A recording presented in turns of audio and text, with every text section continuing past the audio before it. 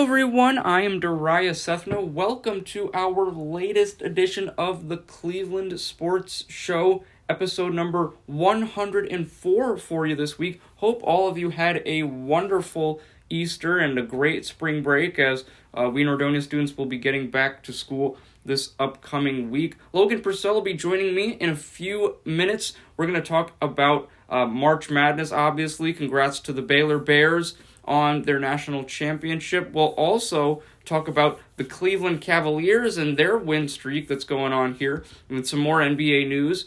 And then also going to talk about the Indians and some Premier League soccer as well. We have a lot to discuss today, so let's get the party started. Ladies and gentlemen, our latest edition of the Cleveland Sports Show.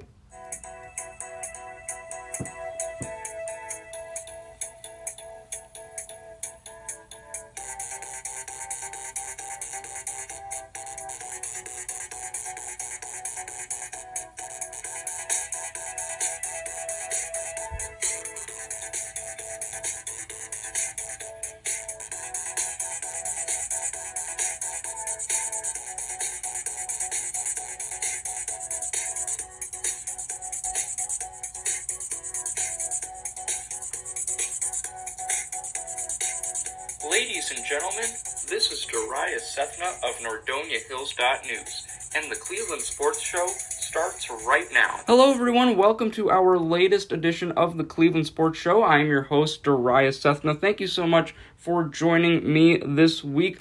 Let's get you started on your sports fact of the day. So today is April 10th, 2021, and today, for our sports fact, we actually have a birthday to celebrate. Wishing John Madden a very happy 85th birthday.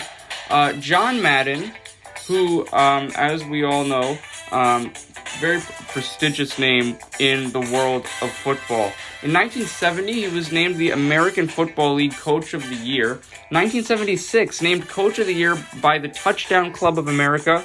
In 1977, he led the Oakland Raiders to a Super Bowl win in Super Bowl 11. In 1982, he also won the Golden Mike Award from the Touchdown Club of America. 1998, still winning awards. He won the Emmy Award for Outstanding Sports Personality, a sports event analyst. And in 1999, he won another Emmy Award for Outstanding Technical Team Remote. So this is a guy who also finished as the winningest coach in Raiders franchise history. So wishing John Madden a very happy 85th birthday. If you want to celebrate today, you probably want to hop on Madden 20 or 21 or whatever version of NFL Madden you have and maybe play some video games today. And you're playing video games for a good cause because you're celebrating Mr. Madden's birthday. Let's get into Premier League action, ladies and gentlemen. So as of right now, Premier League standings, Manchester City, the soccer league in right now, England's best soccer team. Manchester City are 32 matches played, 23 wins, 5 draws, 4 losses for 74 total points. As I mentioned, they have a 14-point lead over second place Manchester United, so it looks like they're going to be winning the Premier League this year. However, after first place, it is still very competitive.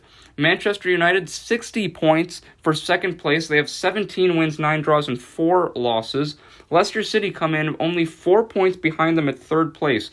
They have 56 total points with 17 wins, 5 draws, and 8 losses on the season. West Ham comes in at fourth place with 30 matches played so far. They have 15 wins, 7 draws, and 8 losses on the season for a total of 52 points. And Chelsea come in at 5th place to round out our top 5 for this week. 30 matches played for them. They have 14 wins, 9 draws, and 7 losses. Top scorers in the Premier League so far. Harry Kane of Tottenham Hotspur still leading that list with 19 goals on the season, but Mohamed Salah is very close to catching up with him. Right now, Salah in second place with 18 goals on the season. Bruno Fernandes of Manchester United comes in at third place with 16 goals on the season. Patrick Bamford of Leeds United comes in at fourth place with 14, and tied for fourth with Bamford is Dominic Calvert-Lewin. He also has 14 goals. The assist leaders in the Premier League, well, Harry Kane leads the top of that chart as well. 13 assists for Kane, to get him in first place. Bruno Fernandes of Manchester United, 11 assists on the season thus far. Kevin De Bruyne of Manchester City also tied with Fernandes for that second place spot. He has 11 assists as well. Jack Grealish of Aston Villa, 10 assists on the season so far. Those are the top 4 assist leaders in the Premier League. Only 4 guys in the entire league with double-digit assist tallies, but Son Heung-min, if he can get one more assist, the Tottenham Hotspur player, he will join that club as he has 9 assists on the season thus far. Our upcoming schedule for the Premier League, lots to dive into when it comes to the schedule, ladies and gentlemen. So today is Saturday, April 10th. So at 10 o'clock, we are already having a game that has been kicked off. Liverpool is taking on Aston Villa right now. At 12:30 p.m., we'll have Crystal Palace going up against Chelsea. You're going to have a busy Sunday if you are an English soccer fan, because at 7 a.m. is when your party is going to be starting. Eastern Time, Burnley will be taking on Newcastle United. West Ham will be going up against Leicester City at 9:05 a.m. At 11:30 a.m., we have the Spurs going up against Manchester United. And then at 2 o'clock on Sunday, we have Sheffield United going up against Arsenal. 2 more additional games on Monday, the 12th of April. At 1 p.m., West Brom will be going up against Southampton. And then at 3:15, Brighton taking on Everton. That is our weekly schedule of Premier League soccer. Sticking to Premier League soccer, the Columbus Crew season, their defending champs, will kick off their season about 2 weeks from now. Sunday, April 18th, is the first official game between of the Columbus Crew's first brand new season in their brand new stadium. They'll be hosting the Philadelphia Union. That'll be Sunday, April 18th, as I mentioned, at 5:30 p.m. Eastern Time. The Crew will then head on the road on May 1st. They'll be taking on the Montreal Impact at 3 o'clock p.m. before returning home on May 8th for a game against DC United. We'll have more coverage of Crew soccer as their opening day gets closer. We'll talk about scores, highlights, everything you need to know about the Columbus Crew. Now it's time to bring in the one and only Logan Purcell. We're going to talk some basketball here now. And joining me here is Logan Purcell, Nordonia freshman. Logan, thank you so much for joining me this week. How have you been doing this past week? I'm doing all right. It's been a long week. How about yourself? I've been pretty good. I was very surprised, Logan, to see what the Baylor versus Gonzaga game, NCAA March Madness Championship game. This was certainly a game. Let's dive into this, Logan, because this was certainly a game I was very surprised about. Gonzaga, they finished their season with a record of 31-1. And guess what that one loss was? This most recent game against the Baylor Bears. Baylor finished their season with a record of 28-2. They were terrific, and they outscored Gonzaga in both halves of the championship game. And from what I saw, Logan, it just seemed like Baylor was more physical. They were more athletic. They were much better offensively. I mean, and they were forcing Gonzaga into some very, very sloppy turnovers. And what I also saw is the Baylor Bears can shoot the basketball, Logan. They were absolutely phenomenal. They scored 47 points alone in the first half. And there was a point they were up by, what was it, like 16-1 or something like that. I mean, they just came out of the gates firing. Gonzaga never led in this game. A very dominant performance to me by the Baylor Bears. Gonzaga did have a few moments in the game where, you know, they were coming up a little bit and they had a little run, but every time that happened, the Baylor Bears had an answer. Logan, what's your analysis of this game? Because there are so many different ways we can branch off and talk about this game. But in general, what stood out to you in this Bears victory and the way they honestly dominated the game? Well, there were three names that really stood out to me from the Baylor Bears half of the box score, and those three names are Jared Butler, Maceo Teague, and Davian Mitchell. All three of them seemed unstoppable in this game. I mean, Baylor came out, and as you mentioned, they were outmatched. They outmatched Gonzaga scoring the basketball. But more than that, they were shooting the lights out. I mean, Jared Butler, he's a great player, great scorer all around, but he's not a shooter. Dude shot 4 of 9 from three-point land, and in college, that's pretty good. You know, any game you hit 4 threes, that's pretty solid, and dropped 22. I mean, it was a very aggressive coming-out party for Baylor, and I think that Gonzaga had it coming. And this has been a topic of discussion as well, Logan, concerning Gonzaga. Do you think that they were overhyped and overrated this entire season, or do you think that they just were a quality team? They just got beat by a better basketball team. I think I think they were overhyped. I don't think that they were overhyped to the extent that a lot of people believe. I think Corey Kispert is one of the best forwards in the country. I think Jalen Suggs is going to be a top 3 pick in the draft this year. Yeah. I think Drew Timme is an absolute monster. I mean, he is unstoppable when he is on. But I think based on the numbers and the way, if you watch the game and break it down, I mean, they just got caught on the wrong night. They just got caught in the crossfire of some very hot Baylor shooters. And also, Yeah.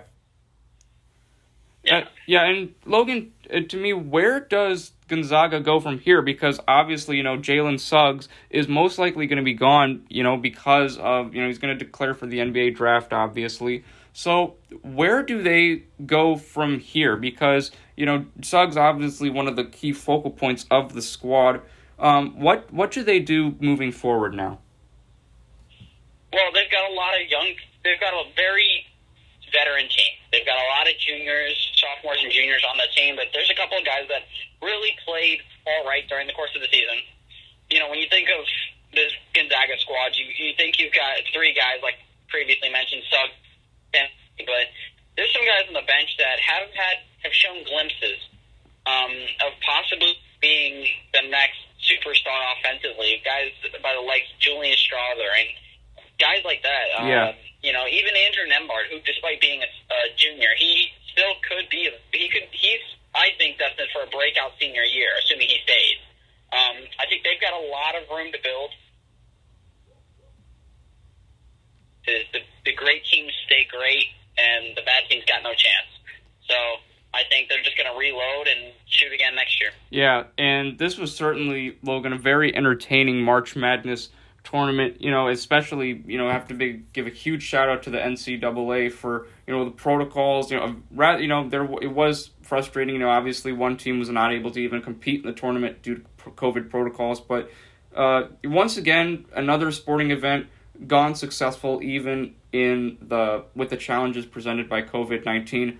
Logan, your final thoughts on how this March Madness tournament went. Were you surprised overall? Was this an exciting tournament when you watched it? Yeah, I was pleasantly surprised and impressed with how the NCAA handled the whole March Madness thing. I mean, despite the one game that was canceled, I believe it was the Oregon-VCU game. Yeah. That game, I think it would have been a good matchup. I bet it probably ruined and probably made a few people with brackets frustrated, but I think at the end of the day, besides that, a lot of teams got chances, and we saw a lot of big upsets this year. I mean, we saw Oral Roberts go to the Sweet 16. Yeah. We saw UCLA in the Final Four and, one shot away from heading to the national championship alongside Johnny Juzang. But I think it was a great experience, and they did a fantastic job handling it. Yeah, I am super excited for next March. We'll see if Baylor can defend their title, but there is a lot to talk about also in the NBA, Logan. So let's switch our topic to there. So we talked about the Baylor Bears winning the NCAA tournament. Let's talk now about the hometown Cleveland Cavaliers. So the Cavs, in between these past 2 episodes, Logan, they've had 3 games. Their first game was against the Miami Heat. It was on the road. And I'll tell you this, Logan, I was not expecting the Cavs to win this game. I just think Miami is they're just too deep, and they're more talented overall than the Cavs. They're the defending Eastern Conference champions, for crying out loud. And here's something I was impressed with, Logan. The worst quarter for the Cavs was the first quarter. They got outscored by 9. The other quarters, Logan, they were only outscored by 4 in the second quarter, and they were only outscored by 3 in the fourth quarter. They actually outscored Miami 19-17 in the third quarter. I was, before this game, the Cavs were just getting destroyed by teams. They were getting blown out. There was no competition, and I was even telling my mom last weekend, Mom, I don't care if they lose at this point. I just want to see, like a 95-98 score. It's competitive to the very end. And even though they lost by 14 in the end, I have to say, Logan, I was watching the entire game. It's not like, it was over after the third quarter. So in terms of competition level, Logan, I thought it was there, but they were just playing a superior Miami team. So your thoughts on this Cavs Heat game, because there was not one quarter where they got blown out. So what was your thought on their level of competition in that game against Miami? Yeah, I think this shows that the Cavs can be relatively competitive, even against teams that are, possibly contending for an Eastern Conference crown. But at the same time, to me, how I break this down, as you mentioned in the third quarter, where they outscored the Miami Heat 19-17, and I look at it like this. In today's NBA, you have to be able to score the basketball, and when you can stop a team from scoring 20 in a quarter, you got to take advantage of that. Yeah. And they didn't. They only scored 19 points. And I understand that this is not a high-octane offensive team, but when you can't outscore a team by 10 points when they scored less than 20, you're not going to be able to compete, not against teams, like the Nets, the Bucks, teams that are going to have firepower. And mind you, Jimmy Butler only had 15 points in this game. Yeah. Nobody on the Heat team scored over 20. Nobody. Yeah.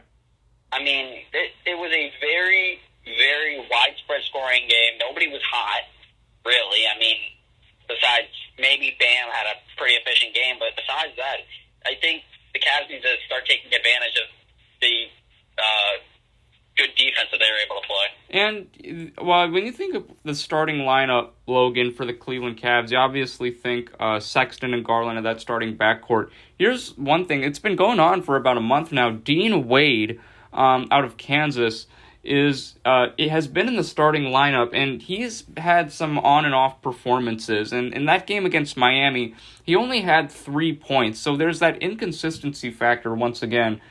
Do you think, Logan, that Dean Wade should be a starter? Because I'm thinking, there you have guys like Taurean Prince, Osman, Damian Dotson as well. Should Dean Wade be a starter for this Cleveland Cavaliers team? I don't have a problem with it personally because, you look at his numbers throughout the entire 43-game season so far to this point, and, he reminds me kind of J.R. Smith. Back when he played for Cleveland. And I mean that by he will go out and get 4 or 5 points, but then he'll drop 16 out of nowhere. And he'll have a hot game, and he'll shoot 5 for 5 from deep. And it seems very much inconsistent basketball. But I think he's young. I think there's a chance for growth. Right. I think there's plenty of opportunity for him to figure it out. But I don't mind him starting. I'm not going to say that it's the best decision for the Cavs, but I don't see it as a crucial, SOS problem if he's starting. Yeah, and also, Logan, Matthew Dellavedova has been back for a few games now. In that game against Miami, 17 minutes, only 3 points, but he did have 5 assists in that game against Miami. So what presence do you think Dellavedova is going to have now that he's back on the Cavs? Because we know him to be, kind of almost like a Patrick Beverley type player. That's certainly what he was like when LeBron was here, Logan. So what do you think Dellavedova can bring now, even though he's getting older? What can he still bring to the Cavs?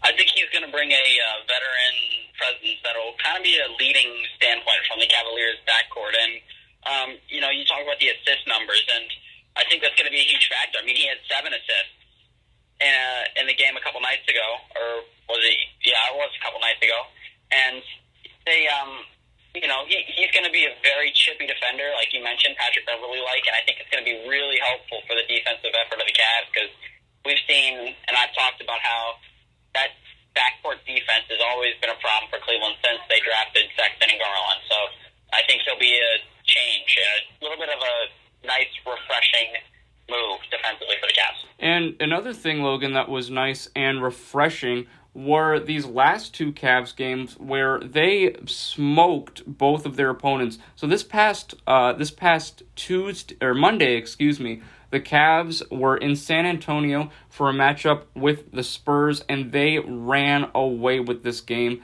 It was a pretty competitive game at the end of the first half, but in the third quarter, Logan, Cavs score 43 points alone in that third quarter, to only compared to San Antonio's 33. They then scored 25 points in the fourth quarter. Darius Garland with the career night, 37 points, Logan, 7 assists, 2 steals. He was 14 of 22 from the field, 5 for 10 from three-point range, 4 for 4 from the free throw line. He and Dellavedova were the only two players who finished with 100% free throw shooting, were perfect. And Colin Sexton, 22 points. Isaac Okoro had a decent scoring night, Logan, 11 points for him. Taurean Prince off the bench with 14 points. It looks like he's been playing a lot better this week as well. So I'll hand it over to you on this one, Logan. Were you more impressed by the Cavs in this 125-101 win against the Spurs, or were you more shocked with how honestly terrible the Spurs defense was in that second half, especially under the direction of Greg Popovich? Well, I was very impressed with the Cavaliers' offensive effort in this one, and I think that you got to give a lot of credit to Darius Garland. I mean, he just put his head down and scored the basketball. He did his job. He passed the ball, 7 assists. I mean, 2 steals. He was there defensively. He just said, I'm going to put my head down and go to work, and that's what he did. You mentioned Isaac Okoro's night, and it wasn't like he, 11 points on 30 shots. He shot 3 of 3 from deep. Yeah. Another really solid performance. And what we didn't mention about the Heat game was he had 17 points. He had a really solid performance against the Miami Heat in that loss. But, I mean, I was really pleasantly surprised and impressed with the Cavs' performance offensively in this one. As you mentioned, the 43-point outburst in the third quarter. I think it was a huge boost to the 24-point win against the Spurs. And also, let's talk about Taurean Prince, Logan, because he played very well against Miami. He had 19 points in that loss, and then he had 14 points in the win against San Antonio. And we were talking about a couple weeks ago, Taurean Prince is just not producing enough. But this week, he really has been producing a lot more efficiently, especially in that scoring department. What do you like most overall about Prince's game, and how will that help the Cavs moving forward? I like the floor spacing that he allows for the Cavs. The Cavs don't have a lot of wing shooters. Their guards can score 3-level. They've got guys like Dean Wade who can and have shown the ability to shoot the ball, but they're not consistent from there. I think Taurean Prince is probably the most consistent wing shooter the Cavs have at their disposal as of right now. Yeah. You've got a lot of slashers off the ball. Lamar Stevens is one of them. He's a very solid slasher. I wouldn't call him good or anything like that, but he's very reasonable when it comes to cutting back door and getting to the basket. Isaac Okoro is a lethal defender. He has shown recently his ability to score 3-level, but besides those couple of guys, I mean, you don't see a lot of floor spacing, which has been one of the crucial problems that we've talked about with the Cavs as of recent and past couple seasons. But I think Taurean Prince is going to allow for more floor spacing, opening up the middle for guys like Jared Allen when he returns. Yeah, and this is what makes these wins more impressive, Logan, is that Cavs are winning these games without Jared Allen. Jared Allen is in concussion protocol right now. Unclear when he will return. So we'll see what happens. There. Let's talk about the last Cavs game from this week, Logan, and it was another road game and their second consecutive win, another win for the Cavs in this game against the Oklahoma City Thunder. 129-102 blowout win for the Cavs. Now, this was a pretty competitive game at the end of the first half. In fact, at the end of the first quarter, Logan, the Cavs were tied at 38, and Cavs and Thunder were tied at 38, and I apologize for that technical difficulty we had there.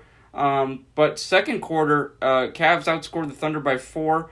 Then third, they outscored the Thunder by 14, and then in the fourth quarter, outscored Oklahoma City by 9. So, Logan, sorry about that technical difficulty on your end. No worries about that at all. I know we have that happen a couple times here. But I was very impressed with, Cavs' balanced scoring in this one was what really stood out to me. Isaac Okoro, 15 points. Sexton with 27. Garland, 21. Love has finally come out of his shell. 18 points for him on the season. Taurean Prince had 22 points off the bench. Prince has been lighting it up this week. So, in this case, Logan, what did you see from the Cavs in this game? What impressed you the most? Was it the balanced scoring? Was it the performance of a certain individual? Was it the defense in that second half? What impressed you the most? Because speaking of defense, they held the Thunder to only 14 points in the third. So, what really stood out to you the most in this Cavs win against OKC? Yeah, well, there were two things that I wanted to mention, when talking about this game against the Oklahoma City Thunder. And it was, first off, as you mentioned, the defensive effort in that third quarter especially was fantastic. And they did a great job of slowing them down and making sure that they shot it. And we talked about the Heat game and how that third quarter was also a period for the Cavs. But the Cavs only scored 19. That was not the case in this one on Thursday night. The Cavs dropped 28 in the third quarter, outscoring them by 14 alone, and that is exactly what you have to do against these not-so-great teams, such as the Thunder, not a playoff team necessarily, but, I mean, that's just exactly what they should be doing. And the thing that I wanted to talk about was the three-point shooting. Yeah. You look down the board, and you don't see a lot of non-shooters taking shots. A lot of the problems that I'll see recently with the Cavs and losses is you'll see guys like, Matthew Dellavedova taking 4 or 5 threes a game. Yeah. And I understand if they're open, you got to take them, but not really. If you're not Colin Sexton or Darius Garland or Kevin Love, you should not be taking. There's a reason they're leaving you open. Right. So to me, I think the fact that those guys who know, people are finally figuring out what their roles are, and I think people are starting to accept their roles, which is a big part in growing as a young team in the NBA. And we were talking about this a little bit previously, Logan. Isaac Okoro, as I mentioned, 15 points, 2 assists in this game. Logan, has this week led you to change your mind a little bit about Okoro? Well, I mean, it's moving in the right direction, but I don't know if 7 days can completely change my perspective on a player based on, the fact that he has played 43 games. And I don't know if I could say that 3 of those are going to change my mind about him. I'll say this, if he can average over 12 points on the season, I'll change my mind about it. Okay. I don't know if I'm going to be able to truly be like, yeah, this guy might be more than I had anticipated and made him out to be. Yeah, and, we'll see with what the Cavs continue to do this week. They have quite a few games going on this week. Logan, let's get you updated with that schedule. Tonight, the Cavs are back home for a 2-game homestand. They'll be going up against the Toronto Raptors tonight. And then tomorrow, they'll face off against Zion William, Brandon Ingram, and the New Orleans Pelicans at Rocket Mortgage Fieldhouse. The Cavs will then head to Charlotte for a matchup with the Hornets. So before we kind of move on from the Cavs here, Logan, your overall thoughts on this week. So if we take out that loss to the Miami Heat, that 14-point loss, then we look at these 2 wins against San Antonio and Oklahoma City. Were you are you overhyping these wins? Or I guess a better way to put this would be, should we really think that these are great wins for the Cavs, or should we have expected the Cavs to win these games? Because, let's be honest here, if we take a step back, the San Antonio Spurs, outside of DeMar DeRozan, I know they have, a lot of young guys, DeJounte Murray, Lonnie Walker the fourth. They've got some young talent, obviously, but right now it's really the DeMar DeRozan show. And then if you look at Oklahoma City, I'm not kidding you, Logan. I look at the Oklahoma City Thunder, and I call myself a pretty good basketball. I'm a basketball fanatic. I love learning about all the different players on all the different teams. I'll be 100% honest with you. I know like maybe 3 players on the Oklahoma City Thunder right now. And so they obviously have a lot of young, up-and-coming talent in Oklahoma City, but the Cavs are more talented than the Thunder by far. Like, let's not kid ourselves here. So, should we be taking these wins for granted, or should we, for the Cavs, should those have been 2 automatic wins for them, or should we really be praising them for these wins? Well, I think you got to do a little bit of both in this particular situation. I think you got to give them credit for the wins. I mean, a 25-point win or 27-point win and a 24-point win are 2 big wins. Yeah. Regardless of how you look at it, of what angle. But I mean, I think that beating the Oklahoma City Thunder by 27 points is the equal of beating the Lakers by 5. So, I mean, to me, a win is a win, and you have to give them credit for it. But you are 100% correct. These are 2 subpar teams that are not in the playoff race. Yeah. They're not going to go to the playoffs, I don't think. And even if they do, their postseason is going to be 4 games. Yeah. So, to me, I think you got to give them credit where it's due. 2 wins are 2 wins, but you can't act like the Cavs are on their way up now, because it's just not the case. Yeah, and currently the Cavs, with a record of 19 and 32. As I mentioned, they've won their last 2 games. They're 4-6 in their last 10. As I mentioned, Cavs' schedule will continue tonight back home at Rocket Mortgage Fieldhouse in Cleveland for a matchup with the Raptors. Cavs will then host the Pelicans tomorrow at 7 p.m. before heading back out on the road. They'll be in Charlotte on Wednesday to go up against Terry Rozier, Gordon Hayward, who unfortunately hurt himself, so he won't be playing in that game. But Terry Rozier has been lighting it up this season as usual, and he'll be going up against the Cavs. That'll be Wednesday, April 14th at 7 p.m. Logan, let's talk we'll go outside the Cavs here, talk about the rest of the NBA. So Brooklyn Nets have taken the first seed in the Eastern Conference. They've won their last 2 games, Logan, but we saw that James Harden will be out for at least 10 days due to a hamstring injury he suffered this week. The Philadelphia 76ers, however, are right behind Brooklyn. They're only a game behind that first place spot. They have a record of 35-17. Milwaukee 32-20 on the season so far. They've lost 3 in a row. However, the Charlotte Hornets have been one of the surprise teams of the NBA season. Even without the talents of LaMelo Ball, Logan, the Hornets are 27-24 so far. They've won their last 2 games.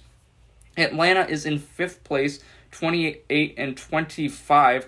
They won their most recent game. And the Celtics, Logan, have bumped all the way up to 7th place in the Eastern Conference. They're 27-26 after a huge win last night. Jason Tatum dropped 53 points against the Minnesota Timberwolves to help the Celtics get the victory. So I'll look at you for this question, Logan.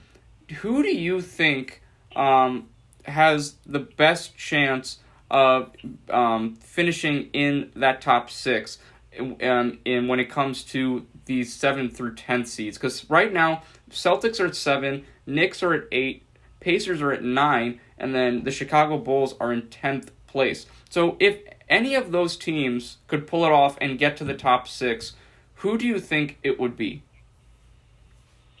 Well, I mean, you got to look at the standings like this. I mean, the top 3 seeds, Brooklyn, Philadelphia, Milwaukee. Those seeds are locked, in my opinion. Yeah. I don't know. I I think Brooklyn is going to be guaranteed, if not 95%, the number one seed. Brooklyn is loaded. You talk about the loss of James Harden, but with a loss comes gain.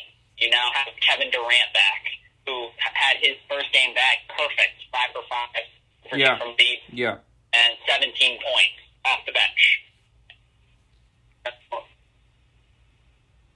2 and 3 can switch. It's going to be Philadelphia, Milwaukee, either way. And then from there on, you can go any way you want. I mean, for all we know, Indiana might have a spurt and win 6 or 7 in a row, and they could be a 5 seed. We just don't know. There's so much that could happen from this point on, because the separation between the 4 seed and that's not that many games between 5 seeds and being in the playoffs and out. Yeah. So to me, any of these teams could come top 6. I think out of all the teams that are out of the top 6, probably Boston or New York are the top teams that I have. Not because they're the closest, but I've just seen a lot of effort out of both of them. I think Boston has taken a step. I've seen like a change in, the kind of mentality there. They just started playing together more. I think Evan Fournier has had a fantastic start as a Celtic, and I think that they're moving in the right direction. And, I mean, New York is young, they're powerful, and they have a lot of grit, and they want to win. So you can name any team in that top 9. Yeah. And all those spots are up for grabs. Yeah. Do you think, Logan, that Chicago can get a playoff spot? Because right now they're 22 and 29, they're 10th place, so they would be in that play-in tournament. Do you think that they could possibly get a playoff spot with the way Zach LaVine and Nikola Vucevic have been playing? Well, it's definitely possible, but to me, I think you'd have to see a team like New York or Indiana or both crash and burn. One of them has got to just just lose it. Like, they've got to pull, a Cleveland, start off pretty hot and then just lose 10 games in a row. And if one of those two teams does that, then I've got probably the Bulls at an 8 seed. Because, in my opinion, if I was to match up Chicago and New York in a play-in tournament, I'll take Chicago all day, every day. Chicago is a very good team, and they've got a lot of great scorers. I mean, Zach LaVine dropped 50 the other night. Right. He is having a fantastic season. And then Nikola Vucevic has always been underrated, and I think he's going to be a superstar if Chicago can have a chance at a playoff spot. And also, Logan, let's go to the Western Conference now, because it's even more competitive there. I'll tell you this, I am nervous, very nervous about the Los Angeles Lakers without LeBron James and Anthony Davis. They're only 4-6 in their last 10, Logan. That is the worst record out of the top 6 seeds in the Western Conference. Portland is 30-21 despite losing their last 2 games. Utah's been terrific. They're 39-13, 8-2 in their last home games. I think that's going to be a lock, Logan, with the Utah Jazz being that first seed. Phoenix, however, 36-15, Logan. Devin Booker and the Suns actually pulled out a huge win against the Jazz this past Wednesday. The LA Clippers, 8-2 in their last 10. Looks like they're on a mission this year. They're 36-18. The Denver Nuggets are 34-18 for the 4th seed in the West. And then this is where we get to the play-in teams. So right now, play-in teams, 7th seed Dallas Mavericks, 8th seed Memphis Grizzlies, 9th seed San Antonio Spurs, and then 10th seed we have the Warriors. I'm going to be straight up honest with you, Logan. I don't think the Warriors are going to make the playoffs this year unless Steph absolutely goes bananas. I don't see that happening. I just think that Dallas is too talented. And it's just the fact that Steph doesn't have enough help, and it's just not consistent enough. Especially the fact that they got blown out in a game against the Raptors without him. But let's go back to the Lakers, Logan, because I'm nervous. I'm very nervous about them. I know you probably saw the tweets that LeBron said a storm is coming when he and Davis return. I'm not doubting that's going to happen. But here's what concerns me. Yes, you have those 2 players, and this supporting cast is decent. But the Western Conference, you could argue, is more stacked than it is this year than it was last year, because Utah is not going away. Phoenix, with Chris Paul and Devin Booker leading the way, has been unbelievable this year. The Clippers obviously have had a taste of humble pie and want to have a shot at beating the Lakers. The Denver Nuggets, they've reloaded. And the Portland Trailblazers, Damian Lillard's not going away. So I'm nervous about this Los Angeles Lakers squad, even with LeBron and Anthony Davis back. Do you feel the same way, Logan, or do you think that LeBron is just going to do what he always does and take everything upon his shoulders and take his team back to the NBA Finals?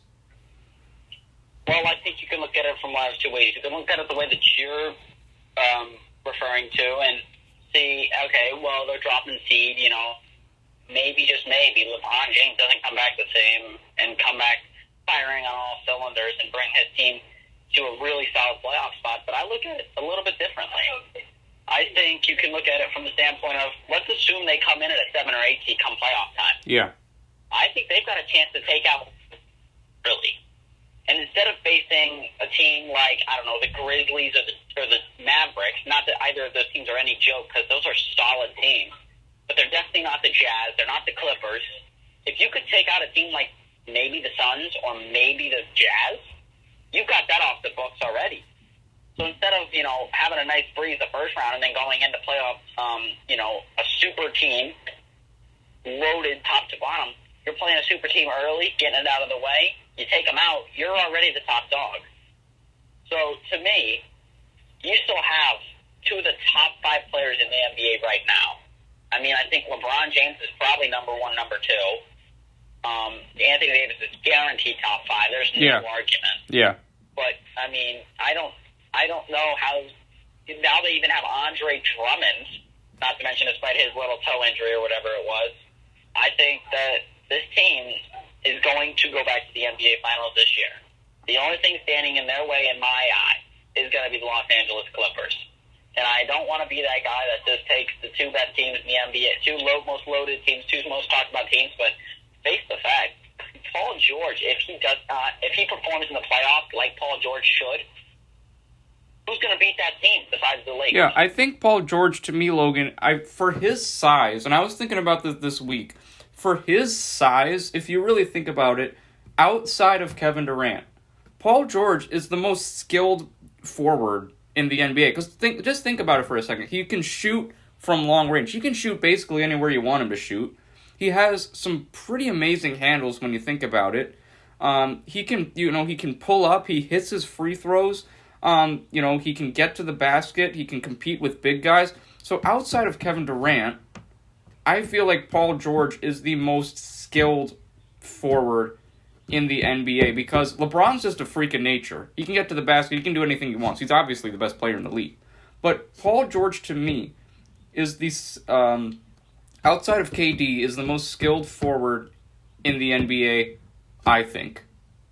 Because he can basically get you anything you want. Because, I mean, some people might say Kawhi Leonard, but Kawhi Leonard's not as efficient of a scorer as Paul George is. Kawhi Leonard can, obviously score, but Paul George is an efficient scorer. So your thoughts on that, Logan? Because that's what I was thinking this week, just seeing Paul George play. But I want to get your take on that. What are your thoughts? Yeah, no, that's a completely reasonable argument. The only flaw I would say to that argument is, Kawhi Leonard performs in the playoffs. Yeah. Paul George has never shown us, despite the fact that he's made the playoffs year after year, that he can perform. He has never made it to the conference finals. When are we going to see that? Well, he made it with the Pacers. He made it with the Pacers. Oh, you're right. He did. Right, he did. One of his earlier seasons, I believe. Right? Yeah. Right. But even then, since then, we have not seen this guy truly content. I mean, even then, I remember that Pacers team. That team wasn't going to the finals. Yeah. I don't think. Yeah. So, to me, this guy has a chance to finally contend. Last year was his first year to truly compete for a championship. I mean, he played with Russell Westbrook, but that was Kevin Durant and Golden State. That wasn't happening. Yeah. Nobody was getting out the West besides Golden State. That wasn't, no way. Yeah. Right? But he's got a chance it's a relatively even matchup. I'm not saying the Lakers are unbeatable.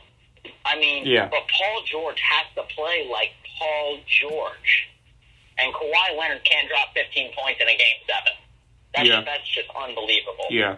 So, to me, the team that has the best chance to match up against this Lakers squad is got to be the Los Angeles Clippers. Yeah, and I really am excited to see if those two teams meet up healthy, the matchup that we're going to get. I'm also excited to see what the Utah Jazz can do playoff time. You know, if that shooting is going to, if they're going to still be able to stay consistent from 3-point range. Because, we all know that in the playoffs, the game gets a lot slower, so we'll see what Utah can do in that sense. Logan, that concludes our NBA news for this week. Let's talk about, to wrap up our episode this week, let's talk about the Cleveland Indians. Come back to some Cleveland sports here. So the Indians have had a rough spell. Their second game of the season, a loss in Detroit against the Tigers, 5-2. But then this past Sunday, on Easter Sunday, they had a good celebration with the Indians winning 9-3. But then in their home opener, they lost 3-0 to the Kansas City Royals. However, in their last two matches against Kansas City at home, they defeated the Royals. Their last two games were wins. One of them was against the Royals, 4-2. Then last night they defeat the Tigers 4-1. I apologize for that mistake there.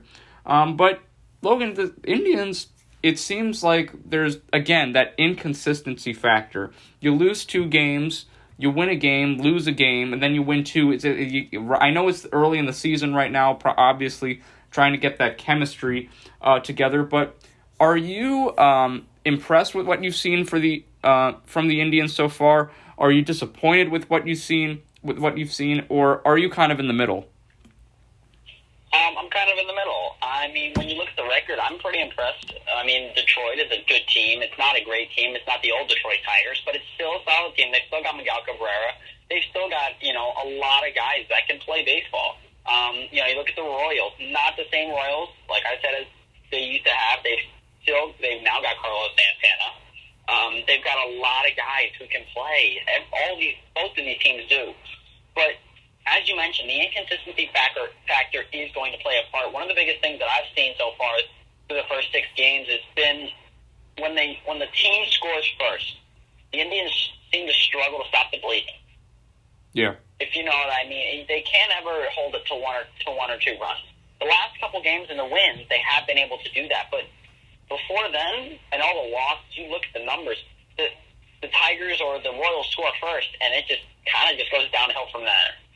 Now, in the wins, a lot of home runs, a lot of yard balls, and I think that is a big factor in winning for the Indians, because this is not going to be a team this is not a team that performed well with runners in scoring position through the spring training. They really struggle with guys on second and third.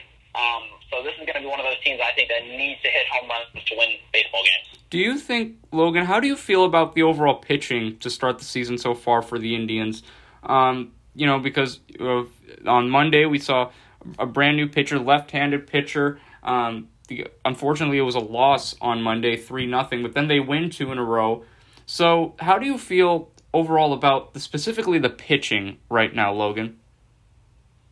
Well, I mean, a couple of the wins that I look at, I see a lot of the starting pitcher pitches 7 or 8 innings, which is a really solid performance for a starting pitcher. I mean, Zach Plesac on Friday goes, 7 innings with a 1.38 ERA, and that's really, really solid performance in a 4-1 win. We see guys like Shane Bieber coming in and pitching 7.1, Aaron Savali pitching 7, right, 6 Ks. We've got the guys can run innings. And to me, it seems like the only consistency in wins is when the starting pitcher can give you 7-8 innings. Solid innings where they aren't giving up many runs, not giving up too many hits. It seems like the Indians have a little bit better chance to win, and it seems like the bats get going a bit earlier. And, we'll see what goes on with the Indians this week. They have games every day until the 19th, and their next off day is the 19th, so they're going to be busy with some baseball here, Logan. Upcoming schedule for the Indians, they have another game today against the Detroit Tigers, game 2 of 3 in this homestand against Detroit. It'll be at 6:10 p.m. That's when first pitch will happen. Tomorrow, Indians conclude their 3-game homestand with the Tigers. That game will be at 1:10 p.m. The Indians will then be in Chicago for the majority of the week. They'll be taking on the White Sox until every day from Monday through Thursday. And then on the 16th, this upcoming Friday, they'll be in Cincinnati for 3 straight games against the Reds. So a lot of road games here for the Indians this week, Logan. What do you want to see this Indians team do in whether it's pitching, whether it's in the outfield or batting? What do you want to see them do against finish off this homestand against Detroit and then on this long road trip with Chicago and Cincinnati? Well, from a pitching standpoint, like I mentioned earlier, I want to see our starting pitchers getting 6-7 innings in, at least. I think that is going to be a huge and crucial point in improving this team. And pitching is going to be a huge factor in winning games. And I think that getting your starting pitchers to start giving you 7-8 innings is going to be a huge, huge improvement on what we already have. And then batting-wise, like I said before, this team is not great with runners in scoring position. I want to see some guys get on second and third late inning, and I want to see some guys get home. I want to see some singles. I want to see a couple doubles. I want to see some RB guys getting in because this team has really struggled scoring besides home runs. And unfortunately, you're not going to be able to hit home runs off of every single pitcher. Yeah, and we will see what the Indians do this week. As I mentioned, games against Detroit, Chicago, and Cincinnati. Well, Logan, that concludes our episode of the Cleveland Sports Show.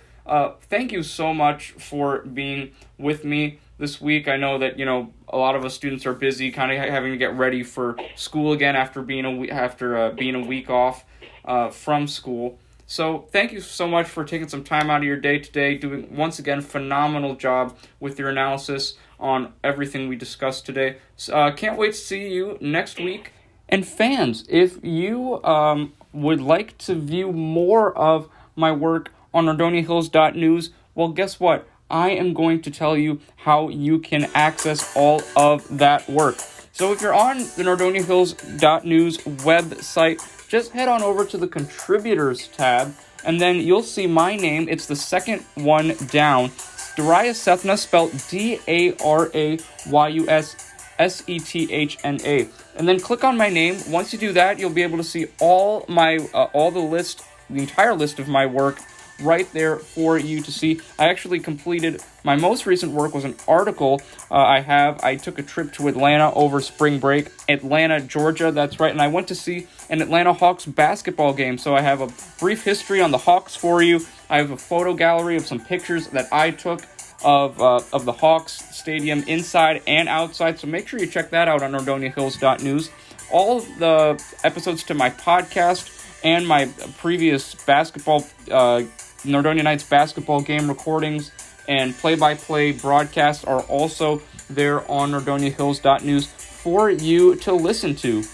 Also, if you are on Twitter, make sure that you type in my name, Darius Sethna, spelled Dayussethna, or you can type in my Twitter handle, which is @NordoniaSports.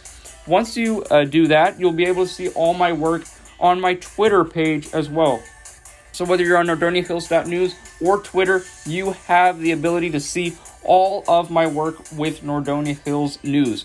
I'm also very happy to say that the Cleveland Sports Show is on the NordoniaHills.News YouTube page. So if you're on YouTube and you're craving some Cleveland sports, well, guess what? I've got you covered on the Cleveland Sports Show with the NordoniaHills.News YouTube page. So just click on type in NordoniaHills.News, go to their YouTube page on the website, and then you'll be able to find any podcast you would like of mine. I'm also very happy to say that the Cleveland Sports Show is on the go. That's right, wherever you are. If you're in Atlanta, if you're here in Cleveland, wherever you are, you can take the Cleveland Sports Show with you. Just when you're on Spotify, just type my name in the Spotify search bar, spelled DARAYUSSETHNA. Once you do that, click the search button. You'll be able to find my podcast and all the episodes that are on the podcast as well. And ladies and gentlemen, that concludes my latest episode of the Cleveland Sports Show. Thank you so much for joining me this week.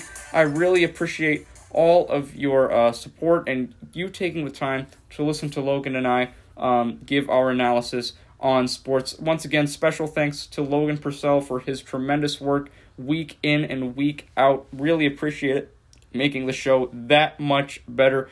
Always love having another person to speak with. Ladies and gentlemen, we will see you next week for our another episode of the Cleveland Sports Show. Until then, have a wonderful week. Thank you so much for listening, and take care.